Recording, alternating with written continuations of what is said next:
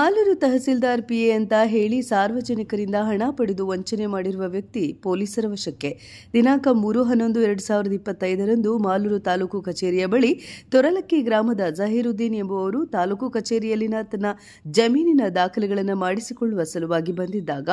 ಆರೋಪಿ ತಾನು ತಹಸೀಲ್ದಾರ್ ಪಿಎ ಅಂತ ಆತನಿಗೆ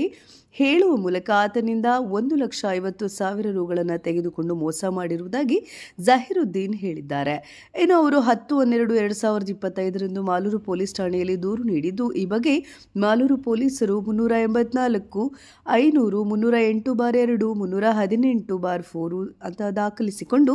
ಕೋಲಾರ ಎಸ್ಪಿ ಸಾಹೇಬರಾದ ಬಿನಿಖಿಲ್ IPS ಅವರ ಮಾರ್ಗದರ್ಶನದಲ್ಲಿ ಅಡಿಷನಲ್ ಎಸ್ಪಿ ರವಿಶಂಕರ್ ಜಗದೀಶ್ ಮತ್ತು DYSP MS Nagre, Malur police inspector Sriramappa Guttedar ಅವರ ನೇತೃತ್ವದಲ್ಲಿ ಆರೋಪಿ Mubarak alias Mubarak Khan,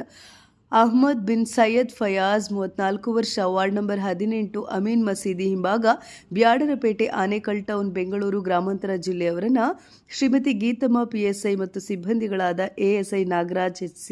86, Ravichandra HC 60, Ashoka BV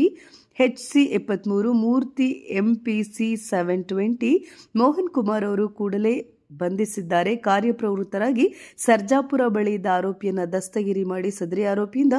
1,50,000 ರೂಗಳನ್ನು ವಶಕ್ಕೆ ಪಡೆದುಕೊಂಡು ಮುಂದಿನ ಕ್ರಮ ಕೈಗೊಂಡಿದ್ದಾರೆ.